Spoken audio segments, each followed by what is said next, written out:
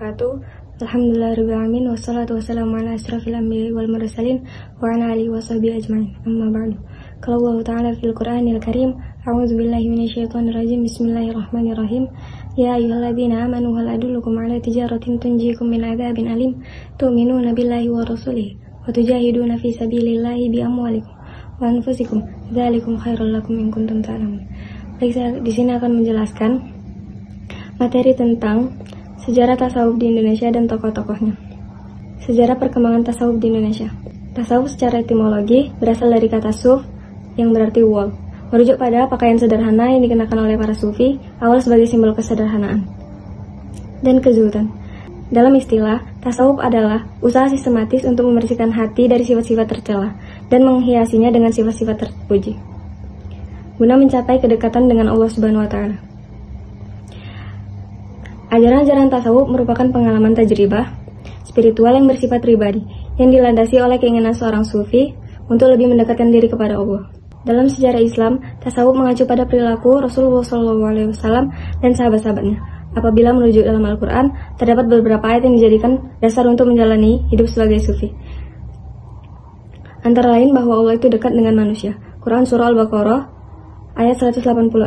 Artinya, apabila hamba-hambaku bertanya kepadamu, Rasulullah SAW, tentang aku, sesungguhnya aku dekat. Aku mengabulkan permohonan orang yang berdoa apabila dia berdoa kepadaku. Maka hendaklah mereka memenuhi perintahku dan beriman kepadaku agar mereka selalu berada dalam kebenaran. Tokoh-tokoh tasawuf di Indonesia. Yang pertama, Hamzah Al-Fansuri, sufi pertama di Indonesia yang kiprah dan karyanya berpengaruh pada perkembangan tasawuf di Indonesia adalah Syekh Hamzah Fansuri. Sebutan Fansuri merupakan istilah yang dipakai oleh orang Arab untuk menyebutkan kota Barus, sebuah kota kecil yang terletak di sekitar Pantai Barat, Sumatera, terletak antara Sibolga dan Sengkel.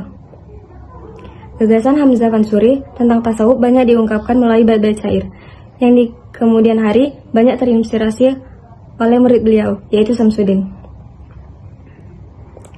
Berdasarkan fakta-fakta yang terbatas, para pengkaji ditemukan bahwa Hamzah Fansuri hidup antara pertengahan abad ke-16 Masehi hingga awal abad ke-17 Masehi, sekitar tahun 1600-an Masehi.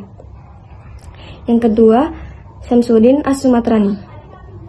Nama lengkapnya adalah Syekh Syamsuddin Ibnu Abdullah As-Sumatrani, merupakan seorang ulama besar Aceh yang hidup pada abad 16 Masehi dan ke-17 Masehi.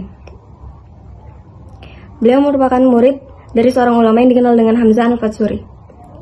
Syekh Syamsuddin adalah ulama yang merumuskan konsep martabat 7 yang populer dalam sejarah sufi, yaitu ajaran yang menjelaskan tajalli,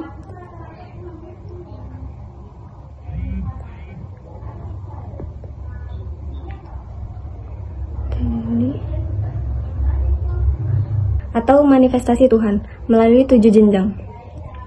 Yang pertama, martabat ahadiyah, yang kedua martabat wahda, yang ketiga martabat wahidiyah, yang keempat martabat alam arwah, yang kelima martabat alam mitsal, yang keenam martabat alam ajsam, yang ketujuh martabat alam insan kamil. Yang ketiga, Nuruddin Araniri. Araniri berpendapat bahwa jika makhluk dan alam itu satu, maka semua hewan, tumbuhan, dan hal-hal yang berwujud adalah Allah. Dengan demikian, apa yang dimakan, diminum, dan dibakar adalah Allah. Hal itu juga berarti bahwa segala perbuatan manusia, termasuk perbuatan tercela, itu juga perbuatan Allah. Dalam argumen kedua, Araniri mengatakan bahwa jika memang benar Tuhan dan makhluk itu hakikatnya satu, maka manusia memiliki sifat-sifat Allah. Dengan demikian, manusia akan mengetahui dan dapat berbuat segala sesuatu, baik itu yang ada di langit dan yang ada di bumi. Yang keempat, Syekh Abdul Rauf As-Singkili. Syekh Abdul Rauf As-Singkili tetap menolak paham wujud yang menganggap adanya penyatuan antara Tuhan dan hamba. Ajaran inilah yang kemudian dibawa oleh muridnya, Syekh Abdul Muhyi, pemijahan ke Jawa. Menurutnya, ada 3 martabat perwujudan Tuhan. Yang pertama, martabat ahadiyah atau la ta'yun, yaitu alam pada waktu itu masih merupakan hakikat gaib yang masih berada di dalam ilmu Tuhan. Yang kedua, martabat wahdat, yaitu ta'ayun awal, yaitu sudah tercipta hakikat Muhammadiyah yang potensial bagi terciptanya alam. Yang ketiga, martabat wahidiyah atau ta'ayun stani, yaitu disebut juga dengan Ayan Sabita. Dan dari sinilah alam tercipta. Yang kelima, Syekh Yusuf Al-Makassari. Ia merupakan salah seorang ulama yang menyebarkan tarekat Naqsyabandiyah di Makassar. Ia menulis sebuah karya tentang tarekat bertajuk Ar-Risalah An-Naqsyabandiyah. Ia juga ulama Indonesia yang pertama yang menyebutkan tarekat dalam karyanya. Beberapa manuskrip menyebut bahwa Syekh Yusuf Al-Makassari berguru kepada tokoh Naqsyabandi di Yaman. Selain itu, Syekh Yusuf Al-Makassari juga mendapat ijazah tarekat Halwatiyah. Hal itu terjadi ketika beliau belajar di Damaskus, di Sulawesi.